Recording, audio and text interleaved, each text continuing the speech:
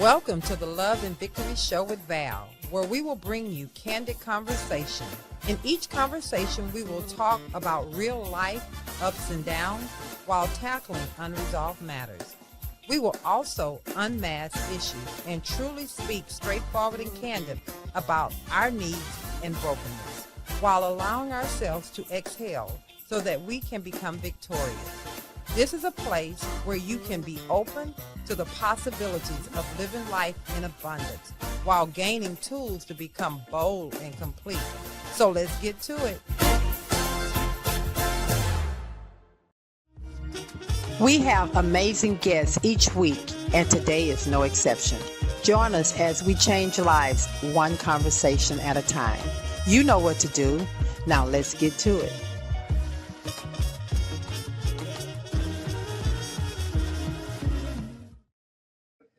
All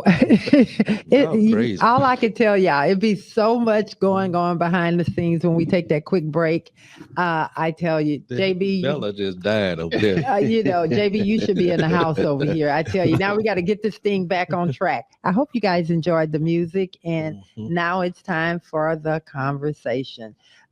Before we get going, the topic, the show title is called what? The healing we don't post. Okay, it's time for the acronym so we can get this conversation going. This week's acronym is transform. Oh, it's long too. T is for tenderness, to be gentle and kind or have a sensitivity to pain. R is for restitution, the restoration of something lost or stolen to its proper owner. A is for adapt, to make something suitable for a new use or purpose, to modify.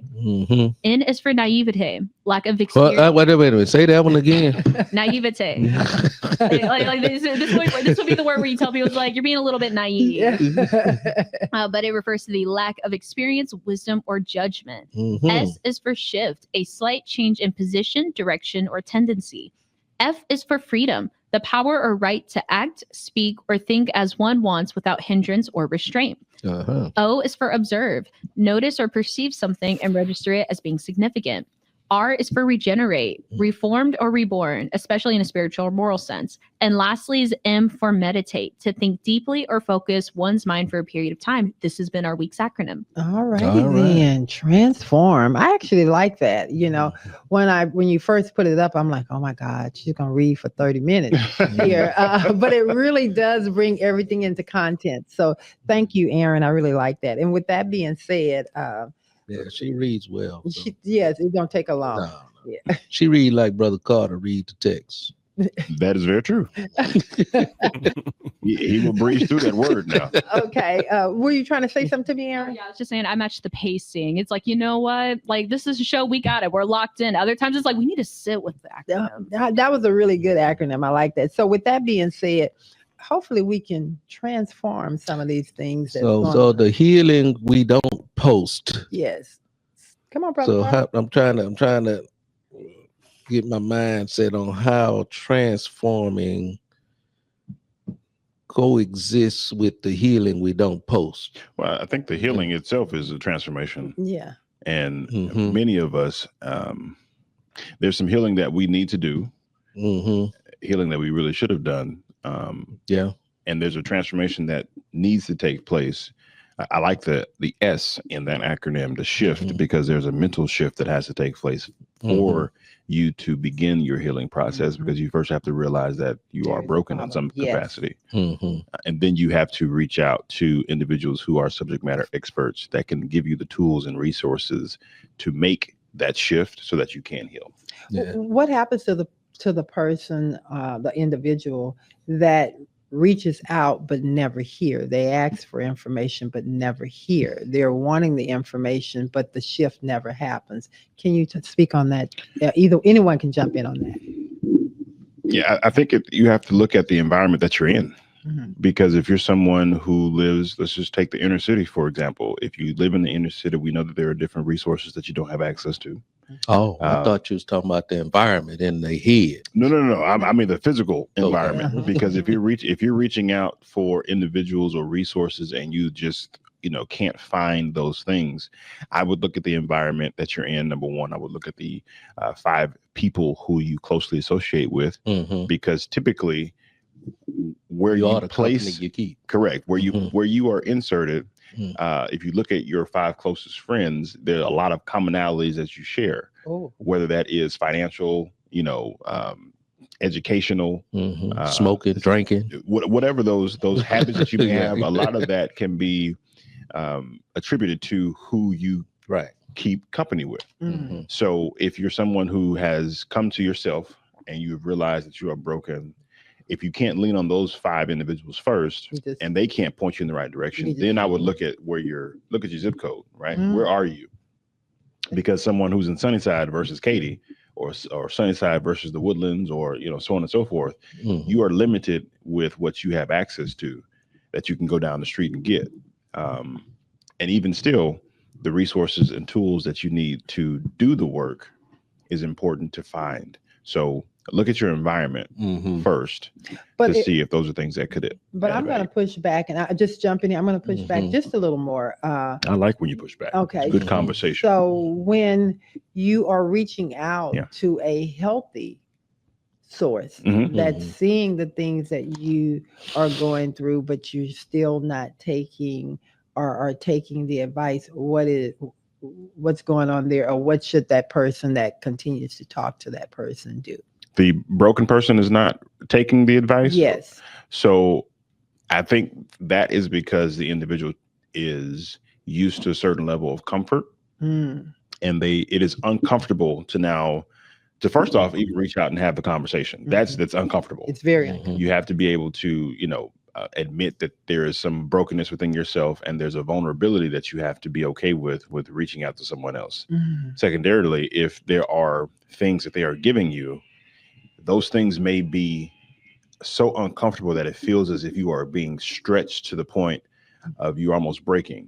From a leadership perspective, there's a analogy I always use when I'm developing leaders in the workspace. A great leader knows how to use a rubber band, right? And the rubber band being the person. If you stretch a rubber band too much, it's going to break. Right. But a rubber band itself is ineffective if it's not stretched. That's what it's supposed to do. It's supposed to be able to stretch to a certain point and keep things together. Yeah.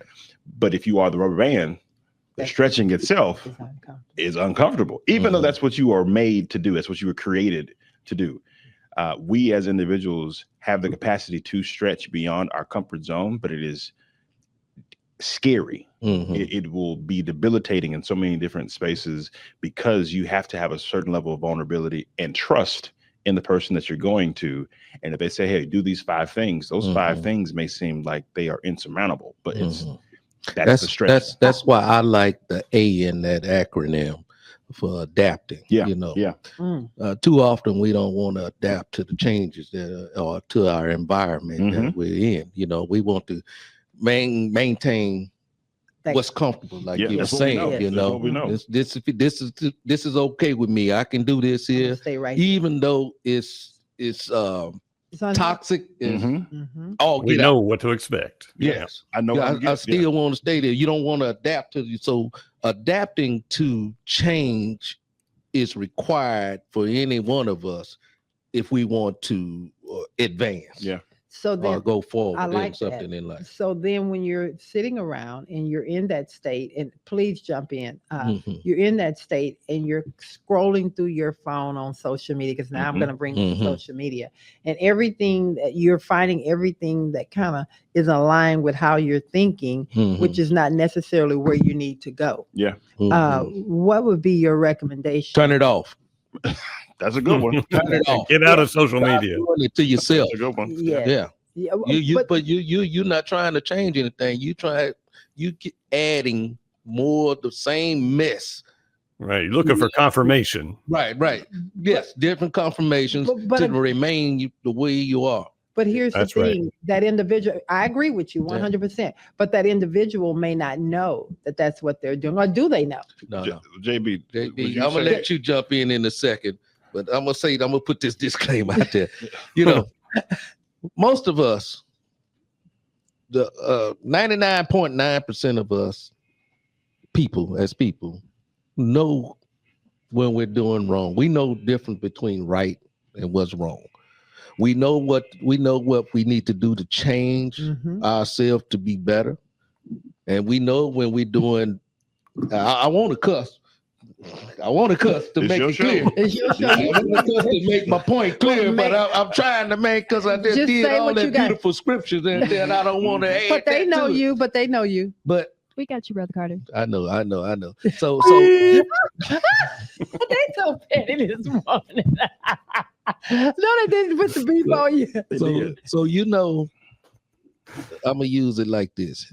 You know, if you're overweight, you know you're overweight. You don't need nobody to tell you you're overweight. You know, if you cuss too much or drink too much or smoke too much or whatever the case may be, you know these things. You don't need nobody to tell you that this is what you're doing that's wrong, because the individual already know it's wrong. So we have the ability to make changes, I believe, within ourselves if we want to do it. I agree with you wholeheartedly, 100%. And I'm not saying that, mental challenges is that word are not there. I'm not saying it's not there, but I'm also saying that you do have the ability, even though there are some challenges there, that you can adapt to something new, a new environment. Okay, jump in. Anyone else? It gets complicated sometimes. I think I have a friend. She has asked me for my therapist phone number probably 10 times over the last 5 or 6 years. And she's never gone. She's never called to make an appointment. She keeps, stewing in a bad situation, and she doesn't feel good about what's happening in her life. But I can see from my perspective that for her to get her mental health where it needs to be and make the changes that she needs to make in her life, it's going to involve a divorce. It's going to involve moving. It's going to involve like putting her teenage daughter through all of this family challenge. And that on paper is the right answer, right? But when you're in the middle of that, like that's a really hard thing to do, even if it's the right thing for you, because there's other people involved, and it's going to it's scary. It's terrifying. Right. And if there's not other people there, then it's even more scarier when it's just you by yourself with that same if you take that same logic. I'm sorry, go ahead. It depends on how you view it. If you view a pill being this big, it's just that big. But if you view the pill being this big to swallow, then it become a huge too much adapt to make in your life, like you'll never make the jump. Go ahead. That's real scary out there. I think what you initially said, so tying this back into the social media component, we have been conditioned now, many of us, to go to social media and we use it as a comparative tool to see where we should be in our life, financially, check to see how, because back in the day when social media first started, it was, well, how many friends do you have? Yes. I got 2,000 friends. Oh, I got 5,000 friends. And then they shifted the language from friend that meaning to, I thought I was blowing up the internet. I had 99 people saying, girl, I'm blowing up. You got two pictures. What'd you say? What'd you say? I'm going viral. Man. Shit, I got 99 people, man. Viral with that 99. Yeah. So when it started, it was friends, and then it shifted to followers, right? And now you have a subscription situation with a lot of people. So we have a habit that has been created, whether it be by the algorithm, whether it be, fear of missing out. We see someone's page, we see the highlights that they are posting of their life, because very rarely do we see individuals post genuine failures or genuine obstacles that they have to overcome. We really only see the highlights, and we take that and then we compare it to our life. Well, this person has 5,000 followers. I only got 99. What am I doing wrong? This person has hey, my 99 is 5,000. Right. What you talking about? But you are healed enough to not make that comparison. The average person is gonna compare. Yes. And then still, this person has this vehicle, they have this house that we see, they have this what appears to be a happy family.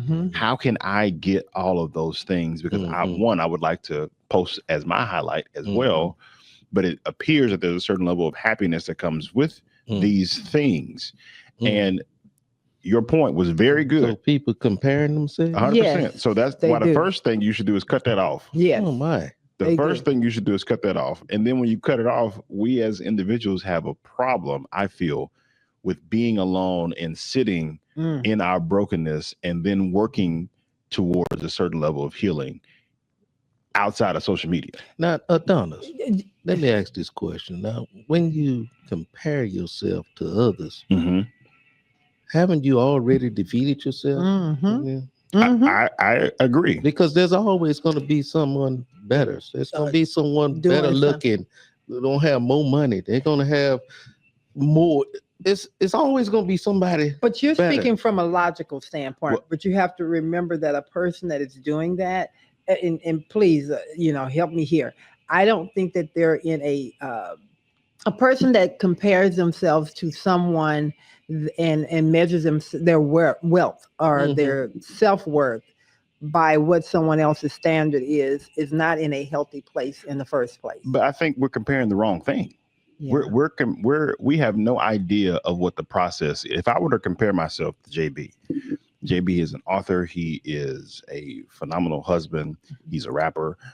He has the ability to do a lot of things creatively that I could compare myself to. I can write a book. I can do all those things, right?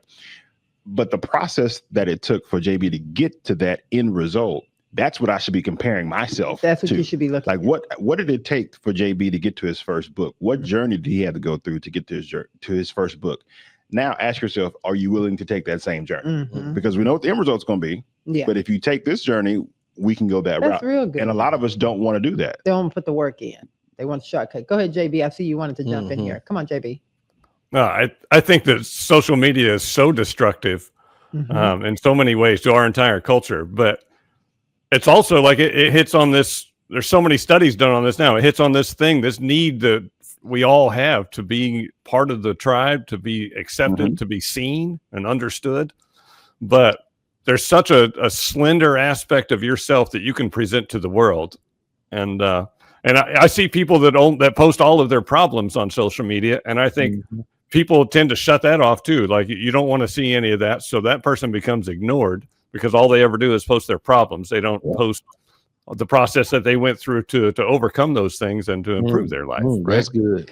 Well, so if we take that same logic that you guys are saying, and you say to individuals that have come through something, would it be that you guys are saying it may be helpful for them to share your story? To share your story, because I can tell you from my perspective, sitting here on the Love and Victory show, and how God has used me, and I think, and my husband, to open up and be transparent, and everybody that is connected with the show to be transparent about their experience has helped in so many ways. And we can truly see how it's resonating with other people. So if we take that same narrative, we would hope that people can be, I'm not saying tell your whole story every time you get out here, but if you look at it and you went through something and you're wanting to help other individuals, it would be helpful to kind of share a little of that journey. It would. And I think that's the benefit that we have with social media. To JB's point, there's a desire for all of us to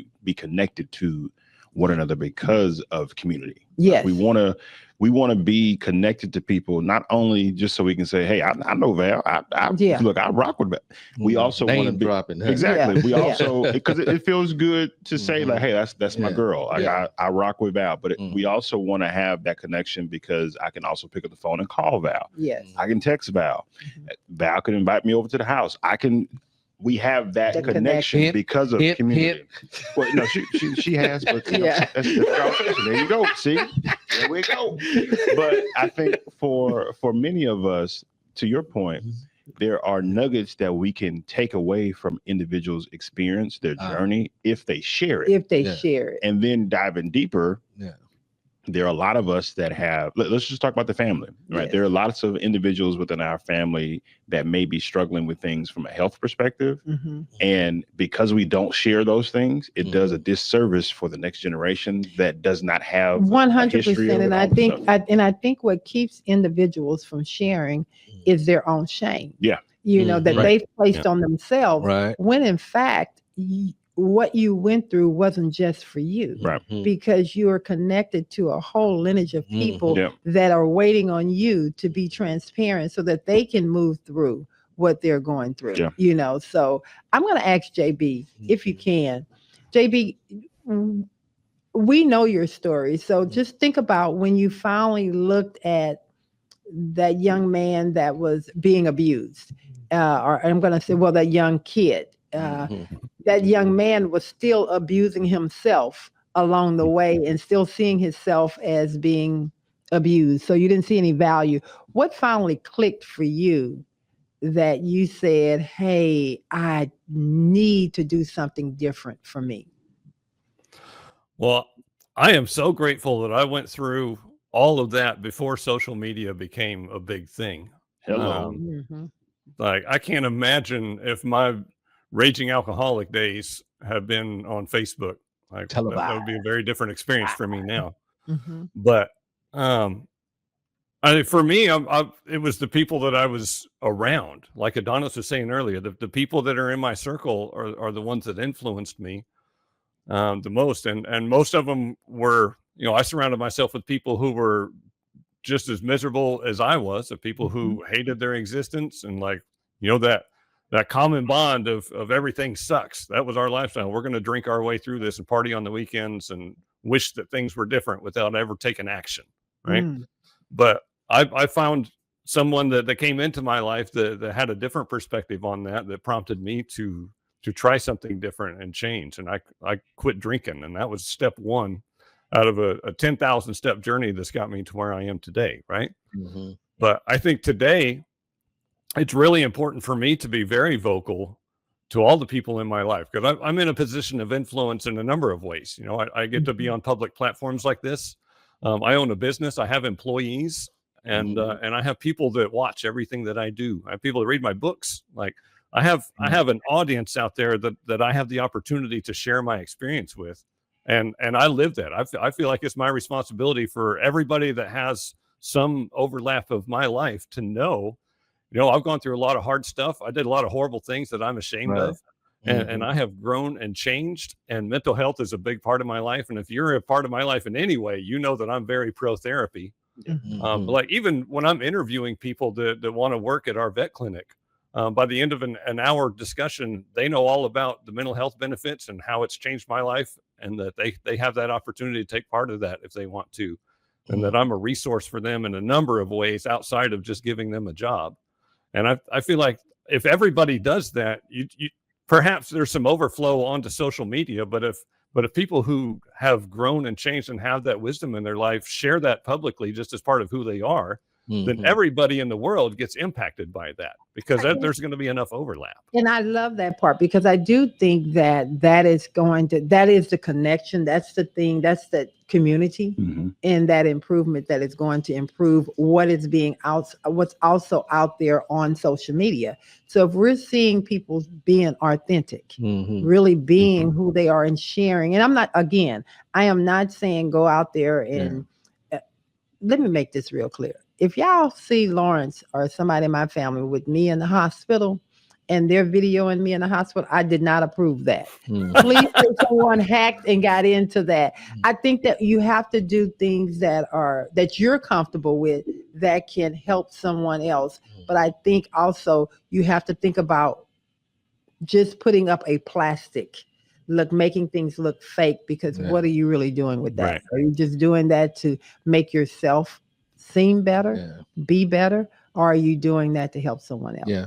So JB, you said something that stuck with me. You spoke about being influenced by other people outside of yourself.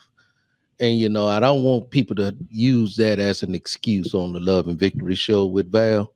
You know, because we all are responsible for our own decisions that we make.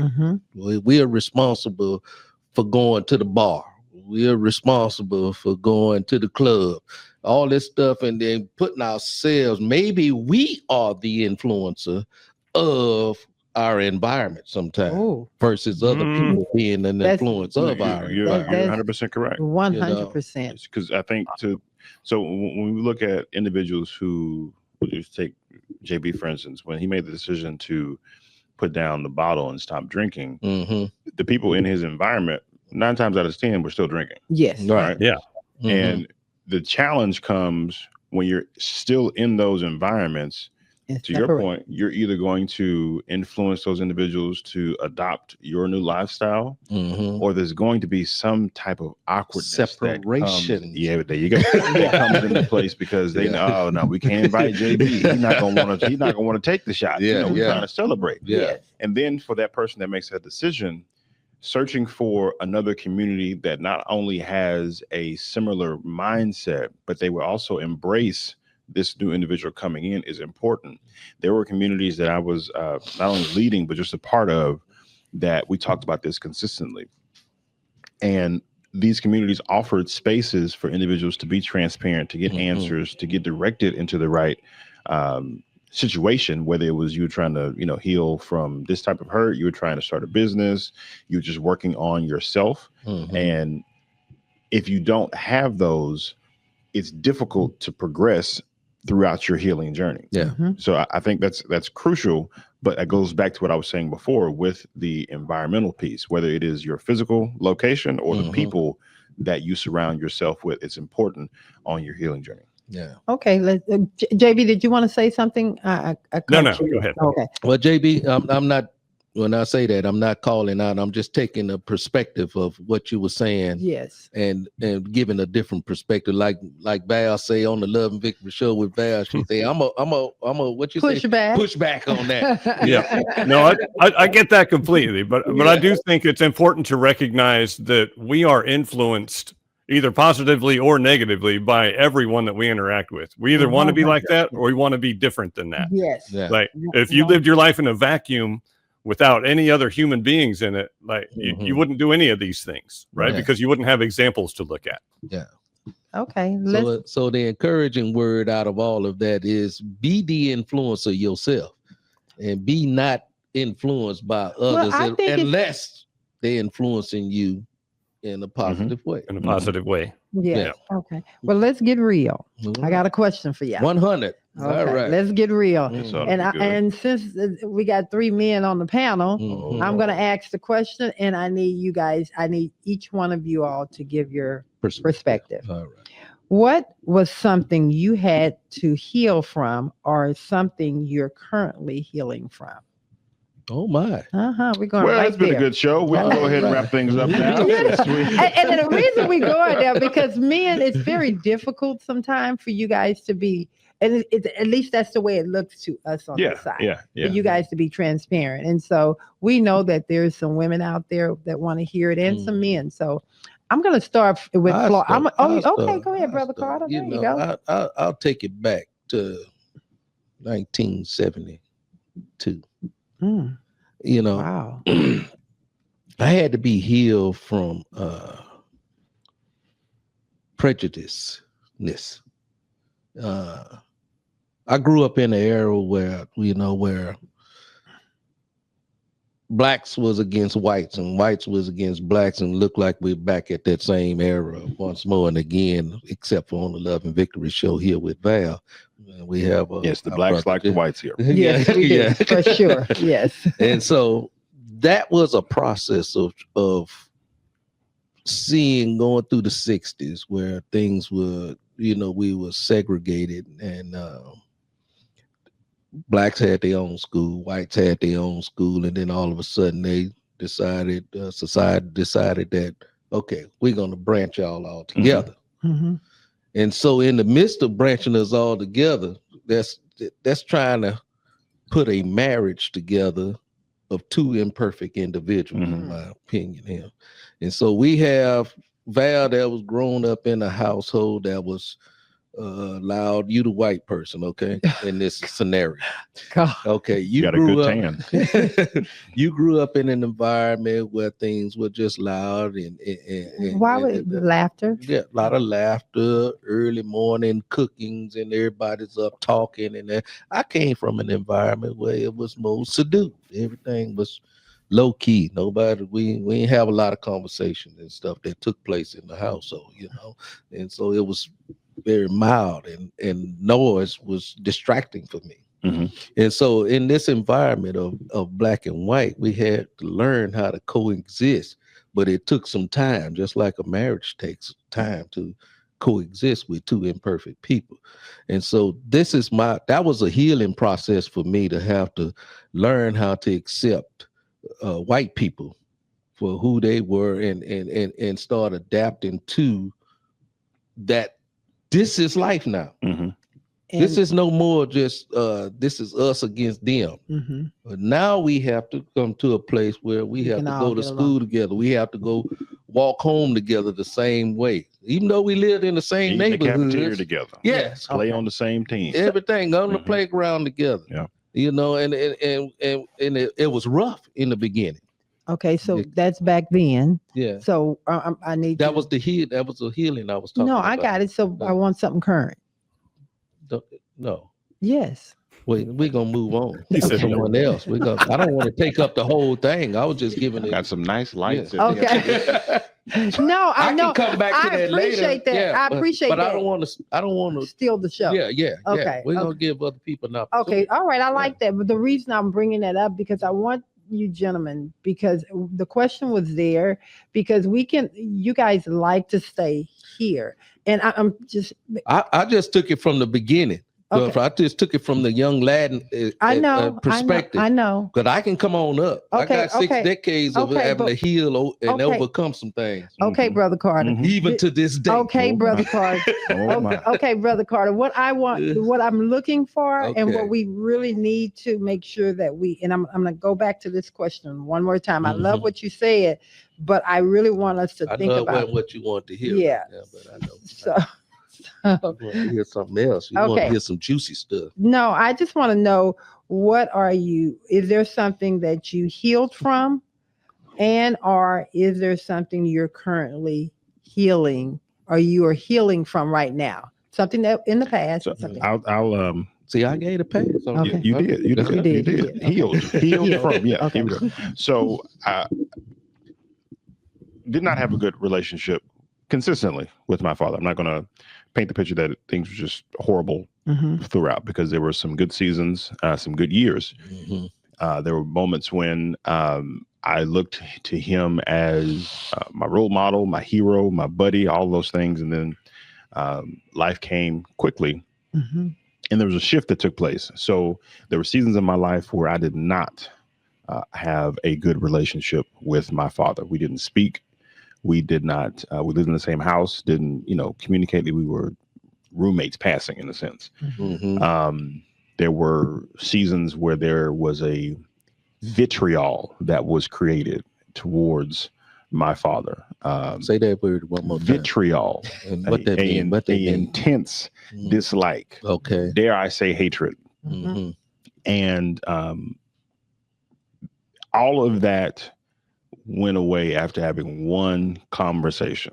There was a season in my life when my mother was going through cancer treatment, and she and my 2 younger brothers had to live with me in my townhome. And we had a man-to-man discussion. The discussion was centered around, hey man, this is your wife and your kids. Why are they living with me? Was it that subtle? On my end, yes. Okay. It escalated as we continued the conversation, but that's how it started. So throughout that conversation, there were some insights that he finally shared. At this time, I was probably 26, 27. And we had never. Did he tell you, boy, you sound like you're smelling yourself now? No, because we had this conversation in my house. Okay. So no. Oh, okay. No. There was no smelling of myself because the potpourri was my choice. Okay. We had this discussion, and this was the first time that he had been transparent to share experiences that he went through that shaped how and why he made a lot of the decisions that he did, not only with the rearing of me, but how he interacted with my mother, his wife. Didn't absolve any of the issues, but perspective was gained in that conversation. You kind of had a different lens in which there were glasses that were placed. I said, okay, this makes sense. Your father didn't take you to school when you graduated high school and went off to college. You dropped me off and thought that you were doing an additional step. So okay. And then we didn't have conversations after that. So I was kind of left to fend off for myself. But the healing came when there were decisions that he made that were not for the betterment of his family, from my perspective. And I forgave him for not only the abuse, neglect, and things of that nature that took place towards me specifically, but towards my other siblings. I have 2 sisters, family 2 brothers. At large. Yes, my mother, my grandmother, any other individuals that he had negatively impacted directly or indirectly within the family. Forgave him for. Now there are boundaries that were established after that conversation, but the healing came for me when I realized, okay, not only is this guy still my father, but he had a traumatic experience growing up. And out of his trauma, he acted in this way. Okay. Okay. I like that. So you had a conversation, so you were able to come. Well, actually, just hold him accountable. The healing come from having a conversation. That and the perspective that was gained. Yes. I like it. Doesn't absolve what took place. Right. But I was healed enough to say, hey, this happened. I understand it now. Yes, don't necessarily mean I agree with 100%, but I understand why you did what you did and why you think this was the best decision. Right. Okay, JB, you want to same question? Yeah, I had a very similar experience to AD, I think, with my dad. The difference being that my dad died before I got to have that conversation with him. He was killed in a car wreck, but my whole life, I've learned in retrospect that all of my problems can be traced all back to one source, and that's the way that I feel about myself. And the way that I feel about myself was formed and based on the relationship that I had with my parents and the beliefs that I formed about myself based on my interactions with them. And I believed from the way that my dad and my mom treated me that I was not good enough. I didn't have any value, that I was a problem. The fact that I was there was an annoyance. And I learned to hate myself and reject myself because from my perspective, I felt like that's how my parents felt about me. And, I took that from childhood into adulthood. There was no reason for me to change the way that I felt about myself just because I wasn't living there anymore. That was my foundational understanding of who I am, right? That's why I was a raging alcoholic. That's why I had incredibly inappropriate sexual behavior, despite being in a relationship with somebody. Like everything I did was an effort to feel better about who I am for a minute. And then it would revert back to the same old, right? And so when I got sober, that was step one. Like I said, as in a 10,000 step journey of me learning why I do the things I do and why I feel the way about myself and is that even true? And when I sat down with a therapist and examined these root beliefs that I have about myself and what they were formed on, I realized that most of it was from misunderstandings. I never considered for a minute that my parents were flawed human beings. Like AD's talking about, my dad had a history and he behaved the way he did because of his history, right? Same with my mom. My mom didn't put me in a trash can because she hated me. She put me in a trash can because she was dealing with a whole bunch of shit in her head that she had no tools to deal with, right? And so when I can understand all of that, and with the help of a professional, change the way that I feel about myself, that changes my whole understanding of who I've always been and who I am today. Well, I still deal with that, but it's, trying to overcome the triggers that have been laid on, I've got them down to a 2 instead of a 10, but they're still there because I had 40 years of training to this is how I react to things. Right. I really recognize it when it pop up too, don't you? Absolutely. Yeah. I like that you said that because it triggered something for me. It actually took me back to why I reacted and why I kind of was this person of, let me just go back. Sorry. My dad's side of the family, I love my family. Let me make sure that everybody here, anybody that's listening, I love my family. But I also, from my family, there was a lot of things that I learned that I'm super proud of. Mm-hmm. But there are a lot of things that I experienced that formed me that I also had to work through that also impacts me to this day. One of the things that I think, and I don't think it's just in my family, but I think it was a cultural thing that we had. Even though we seen things growing up that may have been dysfunctional, we were taught, don't take our business outside of the house. Don't go discussing what's going on in the house with someone else. And one of the things that my cousin who slashes... How you gonna not take something outside of the house when it's in your head, and when you take your whole self outside of the house, it's all right there in your head? Right, I get that. But if for 1 second, one of the things that I discussed with my cousin who slashes my brother, growing up, there was so much that our parents, which were siblings, did not discuss. It's just, don't discuss our business. We don't talk about things.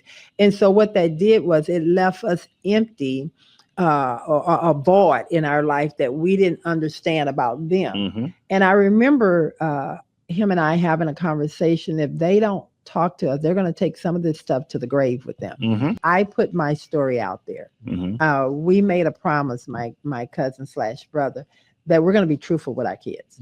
Whether it is good, bad, or ugly, we wanted them to hear it from us and not have to, when we're gone, figure out what we didn't know, what our parents didn't tell us. And I'm going to ask adults that are out there, people that are listening, tell your own story. Be honest with you're not helping anybody, and you're definitely not helping yourself by saying to our kids and to your family members, we don't discuss what happened. I'm not saying go on a platform and tell all your business. I'm not saying go create a show, your family. But you got to be honest with your family. I would never want someone to find out after they're fully grown, the parent is gone, that one life you lived was a complete lie. You understand? That is something that you can't just get past overnight. Imagine finding out that something at the age of 50 was not what you 50 years of your life, you thought it was one way. Talking and then about the healing you don't and post. And then you find out about it at 50.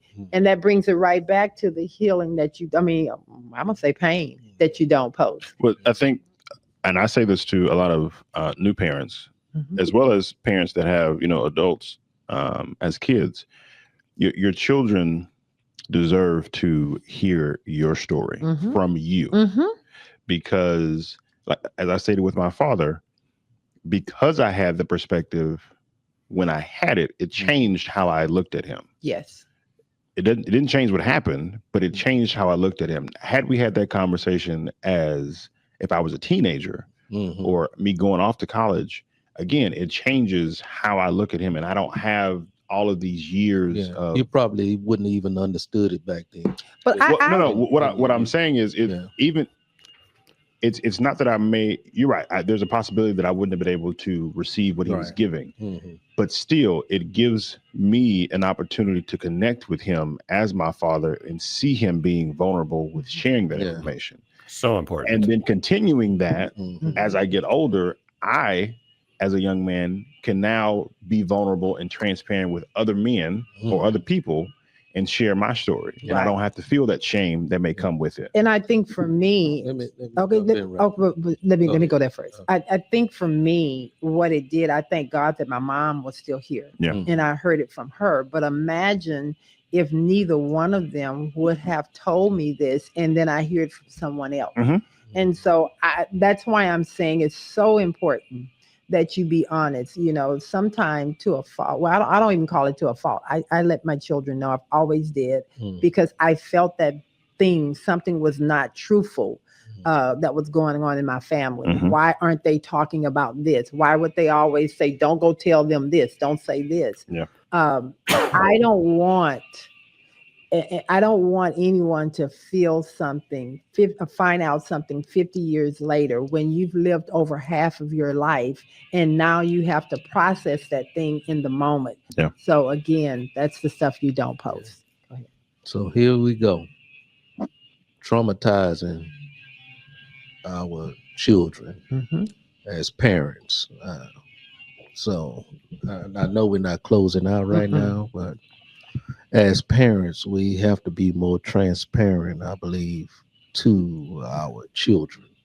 Our children need to know who they are as individuals, what's their makeup, what are they built of, and too often we're running around, my father's listening to the show right now. I don't have the pleasure of talking about my father with him not hearing, and he's listening right now.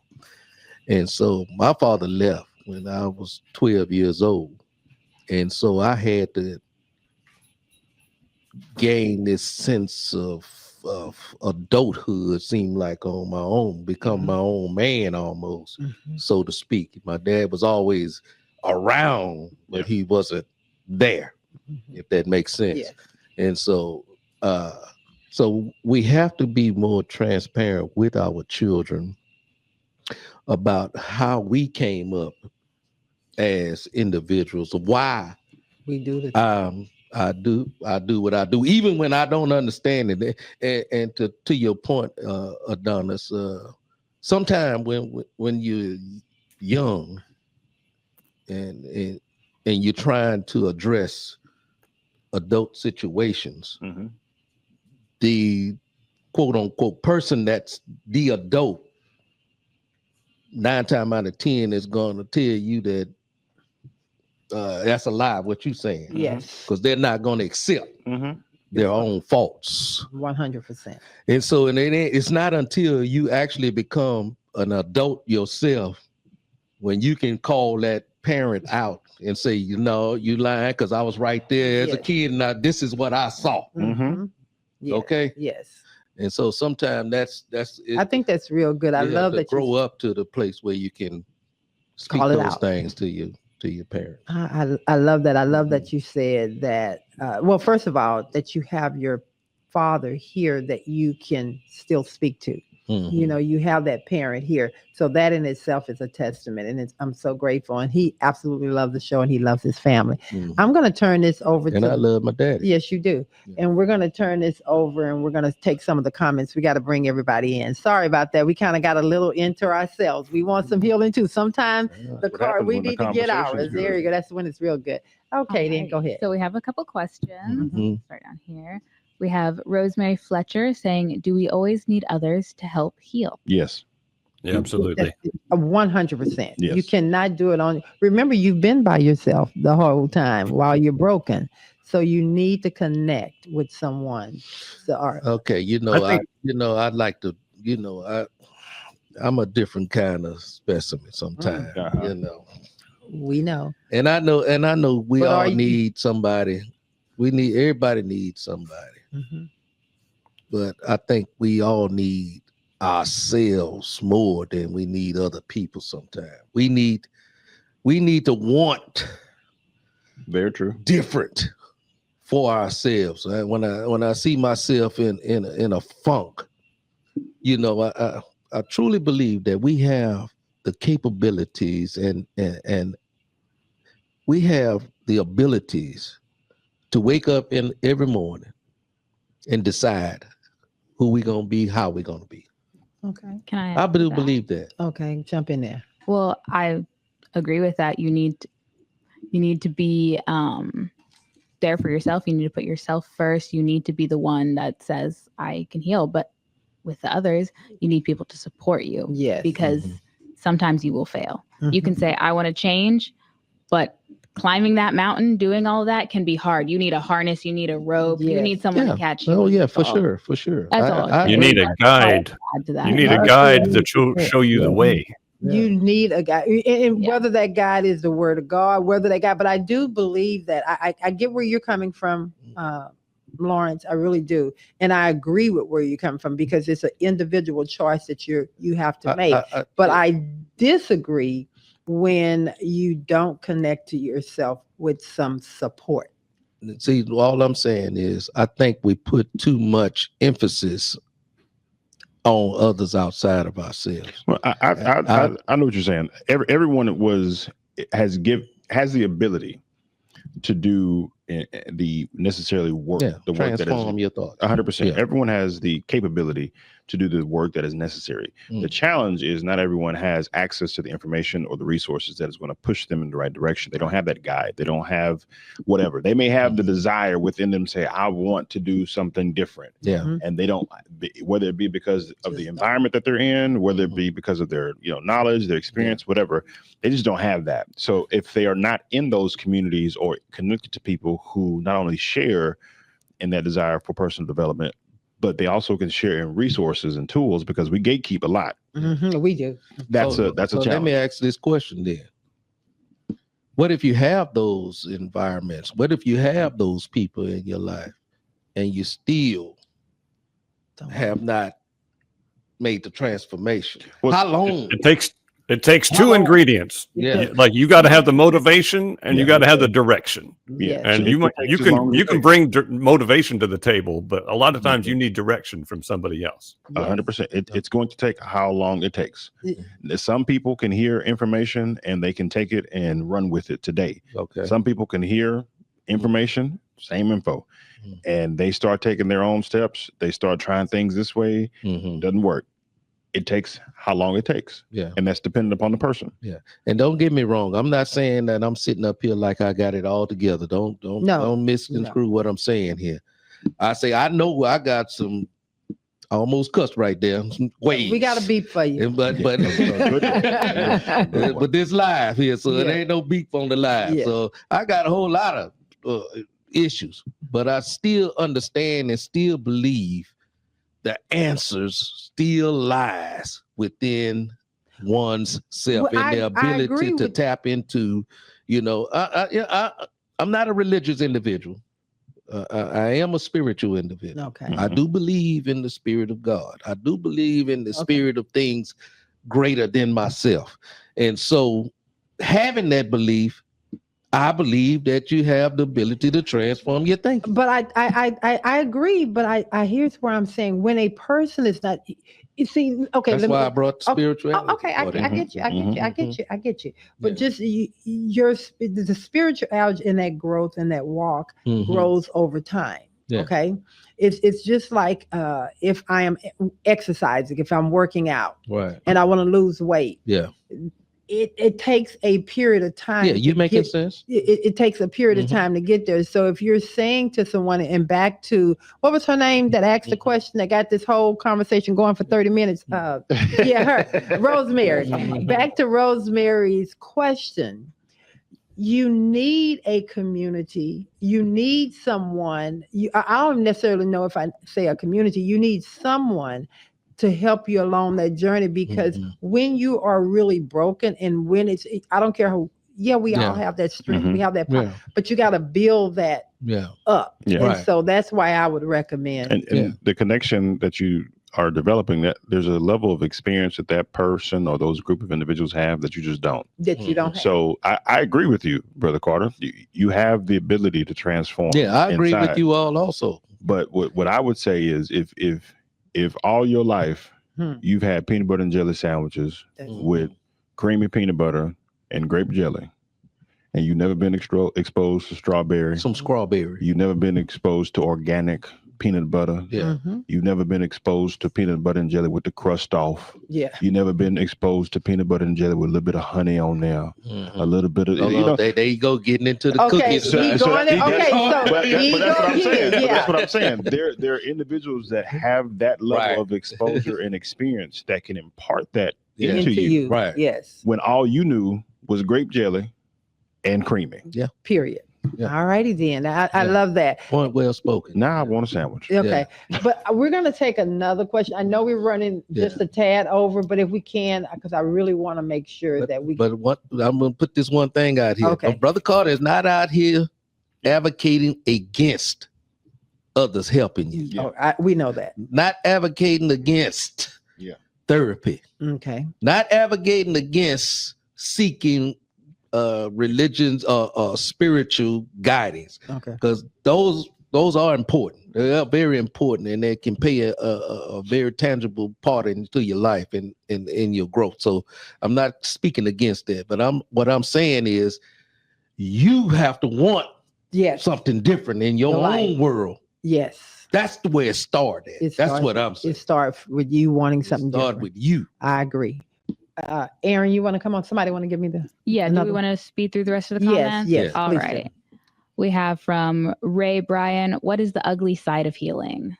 Pain, discomfort,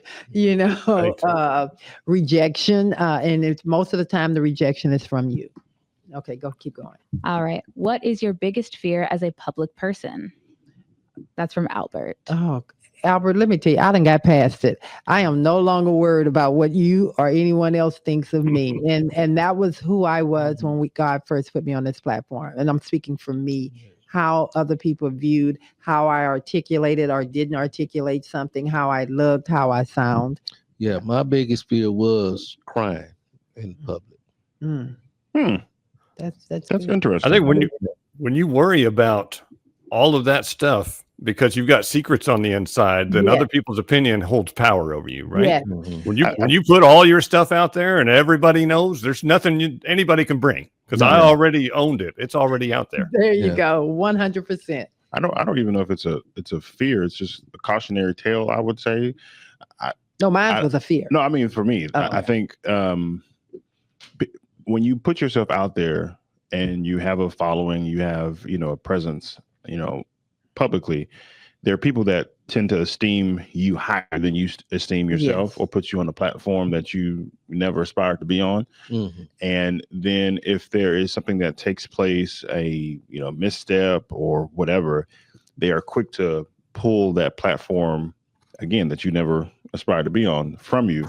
So I think for me, it would be, I don't even know if I would call it a fear. I hope I would say that people don't esteem me higher than I esteem myself. And I got some high self-esteem. Yeah, we know. So I don't want people to put me or elevate me to a space that I have not elevated myself. That's right. Okay, that's good. JB, you want to answer the same one? I just think that when you can get past worrying about other people's opinion, it doesn't matter if you're a public person or a private person. You value yourself. It doesn't matter. It is so freeing. Okay, you want to just speed through the questions? All right, we have Guillermo Watson. Brother Carter, what is your point of view on different healing time for both mental and physical health? Oh, that's a good question. He came for you, answered. He called you out. I understand that. What is okay? Let's read the question again. Brother Carter, what is the point of view on different healing times? Both mental and physical health. The difference. I don't know if there's a difference. Time. I don't think there's a timeline. I just, like I was speaking earlier, I think he spoke this before I spoke on our last subject. That, I'm not saying that you can just you can heal overnight. I'm not saying that. It will take time for anyone to go through a process of healing, whatever. If you get wounded, I've had Achilles surgery, okay? And they say that's one of the worst surgeries you can have as an athlete, the Achilles, to rupture the Achilles. It took me over almost a year to heal from that, wound, from that. And so it depends on the size of the healing that need to take place. I believe that's how long it's going to take. That's good. I like that. That's good. I think it's two things. I think it's the person's for sure, because we all have different recovery times based off of our makeup. But I also thank you, brother. I like that. I also think that it is the procedure with which you are taking to heal.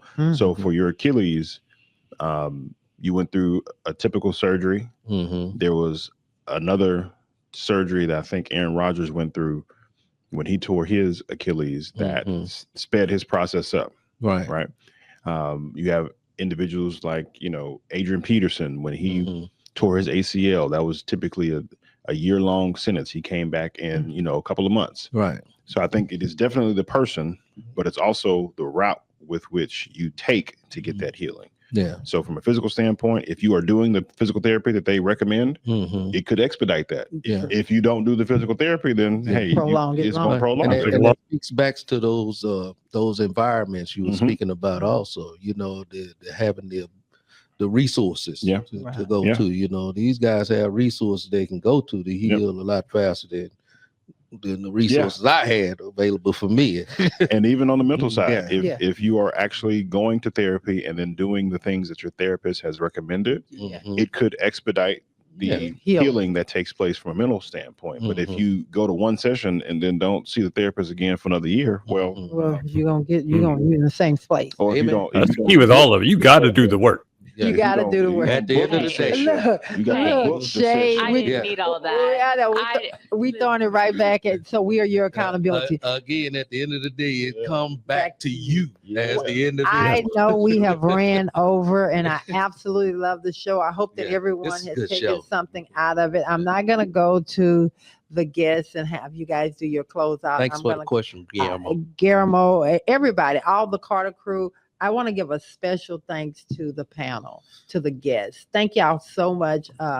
JB, thank you for being faithful to the crew. AD, thank you so much for how much you are faithful to the crew and to us Carters. We love you.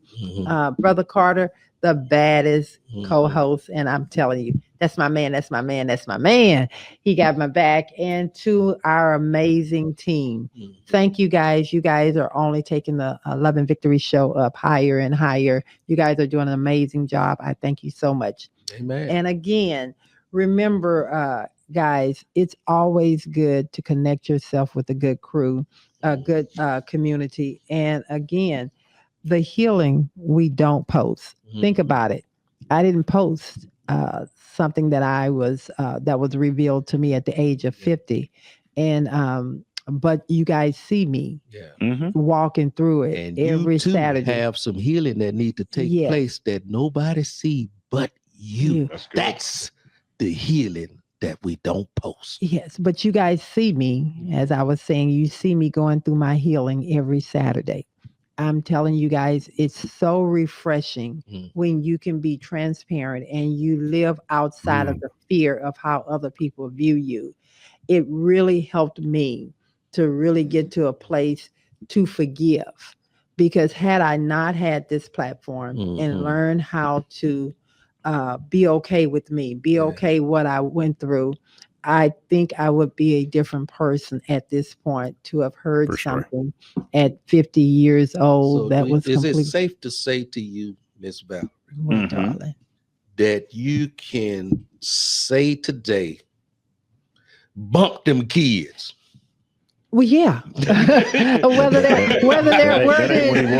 it's kids or situations, because I just want everybody to understand it starts with you, and you have to be okay, and then you have to speak your truth, own your stuff. Until next Saturday, we'll see you. Let's go Texans. We love you guys.